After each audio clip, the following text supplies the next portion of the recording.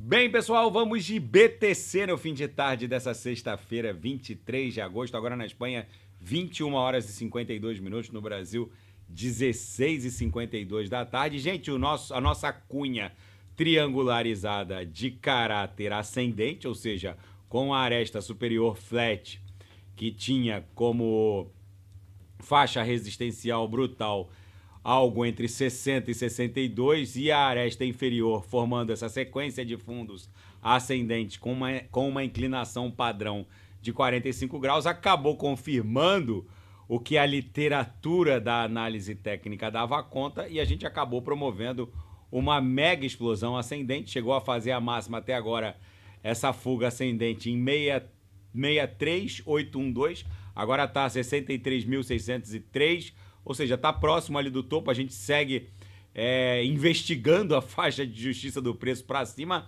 A próxima parada é algo entre 66 e 67, pode até estressar 70, mas o centro gravitacional da nuvem aqui no diário vai acabar segurando o preço. É bem provável que a gente passe o final de semana inteiro namorando algo entre 66 e 67, que é o próximo alvo em termos resistenciais. Se a gente olhar o Renko, que é um gráfico atemporal, é um gráfico que não tem nenhum compromisso com o transcurso do tempo, mas tão somente com a variação do preço, ou seja, cada box de $2.000 pode demorar 1 segundo para ser desenhado ou 50 anos, basta que haja ou não variação do preço.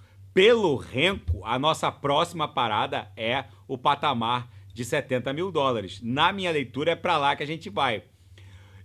O que vai acontecer para mim é que a gente vai ficar namorando algo entre 66 e 67, pode até dar aquela agulhadinha para 70, mas vai ficar travadinho aqui no patamar da MM200, que é essa linha alaranjada, justamente para deixar que os shortados abram posições mais robustas, por assim dizer, e quando tiver ali em torno de $500 milhão, talvez ou quase $1 bilhão, que foi o que aconteceu na última grande fuga, que foi essa aqui. O rompimento desse topozinho acabou promovendo uma liquidação forçada no sentido short de basicamente $1 bilhão.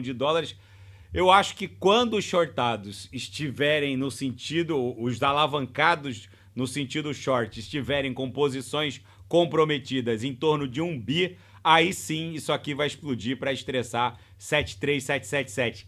É a grana dos shortados que promove aquelas pancadas espasmódicas, que na verdade é a liquidação, o fechamento a mercado das posições. Porque para fechar a mercado, tem que buscar, quem está vendido tem que buscar as ordens de compra agredindo o book, e aí na hora de pegar as ordens disponíveis e comprar agredindo, a gente vai pegando as ordens no book que estão mais elevadas, e aí vai fechando a mercado e o preço vai se elevando, e para fechar a mercado tem que agredir o book, e aí no sentido, o book na parte das vendas vai acabar impondo uma agressividade para recomprar a mercado, para fechar o posicionamento vendido a descoberto. Então isso aqui dá aquelas pauladas para cima. Num primeiro momento, é o fechamento a mercado das ordens de venda, do sentido vendedor, que promove o rompimento dessa faixa resistencial. Num segundo momento, vem os institucionais. Então, na minha leitura, a gente vai romper 73777, tão logo os alavancados no sentido short criem posições robustas aqui para justamente propiciar essa liquidação a mercado dessa galera. Isso vai acontecer mais cedo ou mais tarde.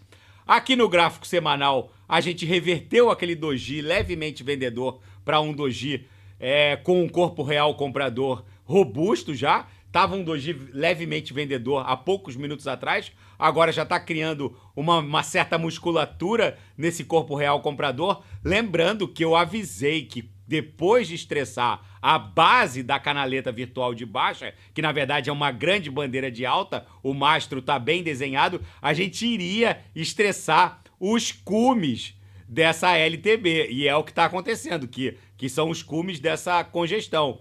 E nesse momento, a gente só vai parar entre 66 e 70 mil. Se romper 70, aí vamos voltar lá para o diário. A gente tem condições de passar 73, 777. Mas na minha leitura, isso só vai acontecer depois que os shortados abrirem posições robustas ali no patamar entre 66 e 70 mil. Porque a maioria dos shortados acha que a BTC vai dar vigência a essa canaleta virtual de baixa e vai voltar para 47, 45 e vai continuar caindo. Só que o fato é que isso não vai rolar.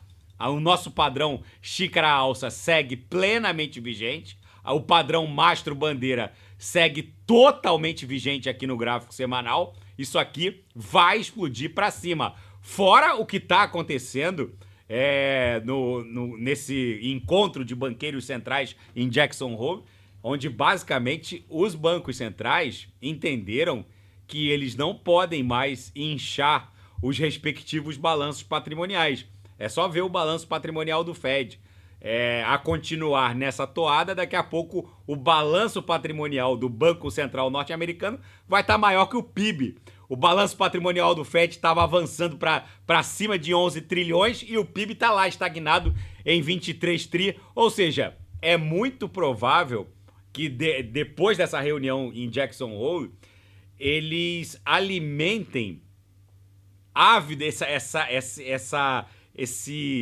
essa nova fenomenologia mercadológica, que são as emissoras de stablecoins, que estão basicamente entregando, alimentando uma liquidez brutal no mercado obrigacionista norte-americano e vai meio que dispensar o Banco Central dos Estados Unidos de fazer aquela operação Zé com Zé. O Departamento do Tesouro imprime os treasuries e bonds e quem compra é o próprio Fed, que tem a capacidade de imprimir dinheiro. Então aí o balanço patrimonial do Fed fica inchando de treasuries, bonds, T-bills, que na verdade é uma grande mentirada que em algum momento vai explodir. Mas agora, com o advento das emissoras de stablecoins, que está sendo entendido tanto por democratas quanto por republicanos como uma maneira de manter a hegemonia do dólar norte-americano até que os Estados Unidos se decidam ou não pela emissão de uma CBDC.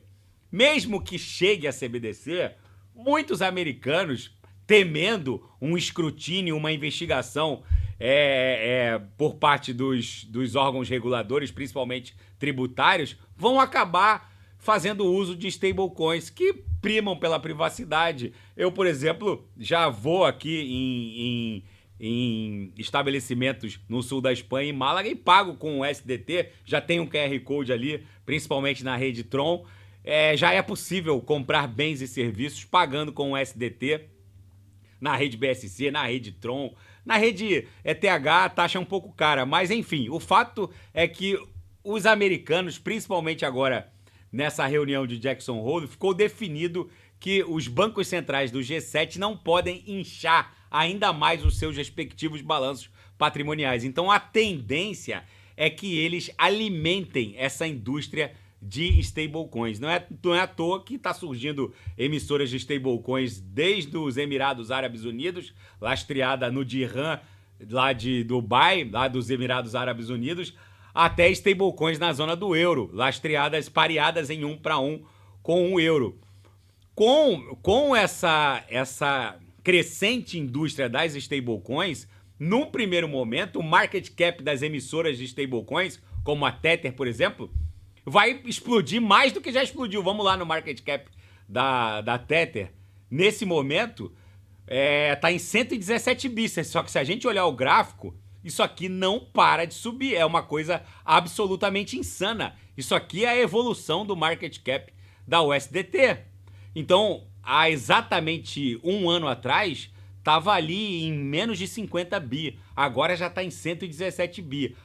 Agora que os bancos centrais do G7 estão impossibilitados de ficar inchando os seus respectivos balanços nessa operação Zé com Zé, o Departamento do Tesouro emite o título e é o próprio Banco Central americano que imprime dinheiro para comprar, eles vão turbinar as stablecoins. Quem está observando esse aspecto da reunião de Jackson Hole, no sentido de impedir o inchaço dos balanços patrimoniais dos bancos centrais, basicamente entendeu que a próxima fronteira da criptografia são as emissoras de stablecoins. Num primeiro momento, o market cap das stablecoins vai catapultar de bilhões para trilhões, só que isso, num segundo momento, vai inundar de liquidez as DeFis. Então, quando a gente olhar lá um DeFi scanner como a Defilhama, por exemplo, a gente não vai ver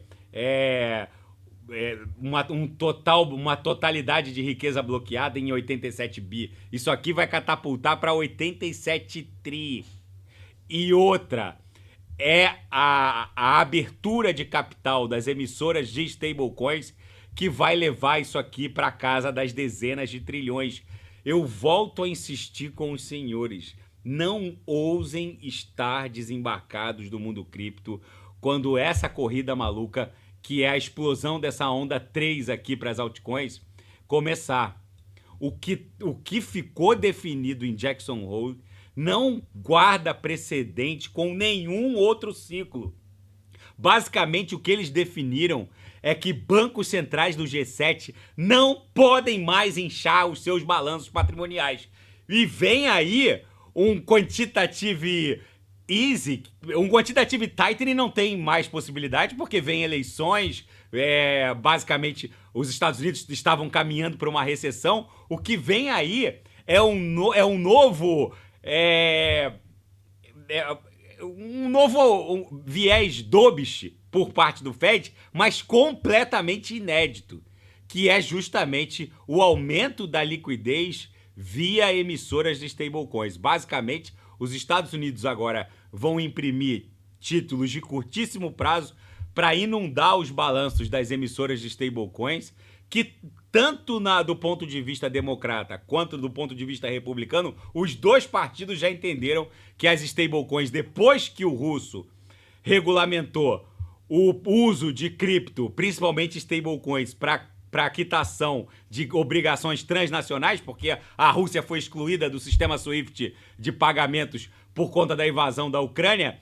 Depois que o russo regulamentou isso e os republicanos e democratas olharam com bons olhos essa situação, eles estão enxergando nas stablecoins uma solução genial para a inundação de liquidez do sistema. Não subestimem o que está acontecendo. Quem está fazendo essa análise mais precisa é principalmente o Michael Van Popp, que é uma referência criptográfica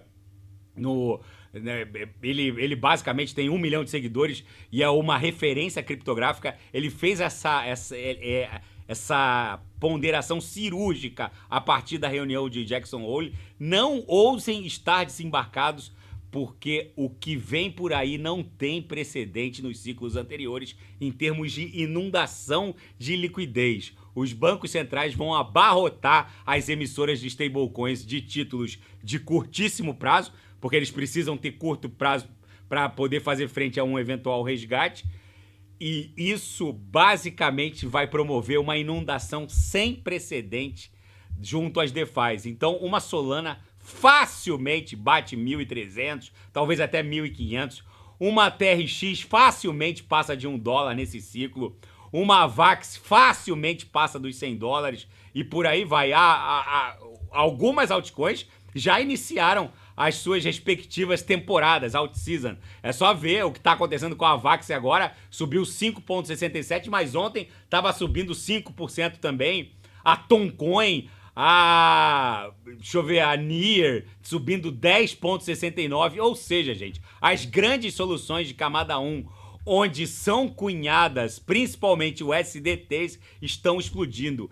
Quem não sabe o que comprar é só clicar no link abaixo, Gemas Altcoin Alert. Ali eu selecionei, eu garimpei as 40 melhores altcoins em potencial de retorno nesse ciclo. Não ousem estar desembarcados quando essa onda 3 para as altcoins começar a se desdobrar. Basicamente, a BTC promoveu o rompimento ascendente. Lá no Renko, a gente só vai descansar lá no patamar de 70 mil. E tem gente acreditando de forma inacreditável que o mundo cripto que a BTC já desenhou topo para esse ciclo. Vou até dar o refresh aqui no índice do medo e da ganância. Ó, continua em 34, continua numa parte ainda alaranjada escura. Ou seja, ainda estamos na congestão. Gente, não ousem estar desembarcados. O que vem por aí não tem precedente. Quem não sabe o que comprar é só clicar no link abaixo. Gemas Altcoin Alert. Na Seara Fática, o preço do Bitcoin explode com a fala do Jerome Powell em Jackson Hole, basicamente pontificando que os cortes na taxa básica de juros vão começar a partir da reunião de setembro.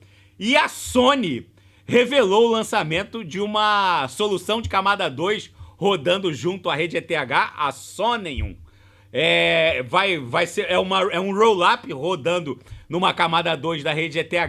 É basicamente o seguinte, gente. A partir de agora, essas grandes fabricantes de dispositivos, de firmwares, que são os softwares que vão dentro de cada dispositivo que a gente compra, pode ser uma barra de sonido, um monitor ou até um ledger. Basicamente, a Sony, que é uma grande fabricante de dispositivos que gozam de firmwares dentro deles, vai integrá-los a uma solução de camada 2 rodando na rede ETH, totalmente Solidity Friendly. Gente, se a pessoa não consegue entender que isso é uma revolução, só se o sujeito for um mineral para não conseguir entender isso. E o Gavin Wood fez um contraponto ao WorldCoin, que está escaneando a íris de metade do planeta, para criar um mecanismo de individualidade da Web3 único. Nós seríamos basicamente uma NFT para os sistemas por meio de uma tatuagem única, criada por algoritmos. Segundo ele, é Proof of Ink, em tradução livre, prova de tinta. A tatuagem seria ultimada por um dispositivo eletrônico e seria única, basicamente feita uma única vez, num ponto específico do corpo humano, e que criaria esse mecanismo de individualidade que identificaria cada usuário da Web3 como único, como aquele. Ou seja, é um contraponto à maneira com que o WorldCoin tá identificando cada um de nós e transformando em NFTs.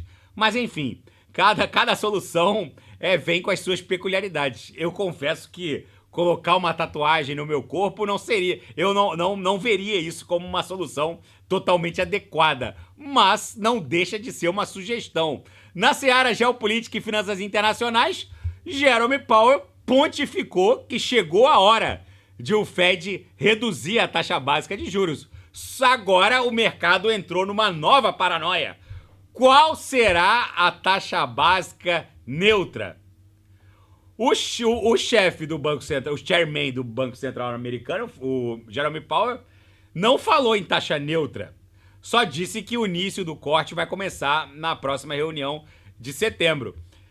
Alguns falam que uma taxa neutra seria 2,5%, outros 2%, outros até menos de 2%. Vamos ver exatamente, tudo depende da inflação também. Enfim, e Robert Kennedy Jr. saiu da corrida presidencial norte-americana e vai apoiar a candidatura republicana de Donald Trump. É uma boa notícia para o mundo cripto, já que o Trump agora, junto com seus filhos, é o ilustre anfitrião de uma plataforma cripto, de finanças descentralizadas.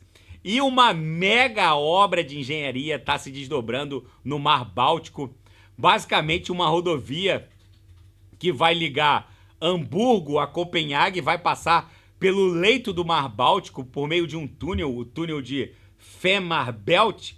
Ele vai ser um túnel de 18 quilômetros que está em fase de construção ainda.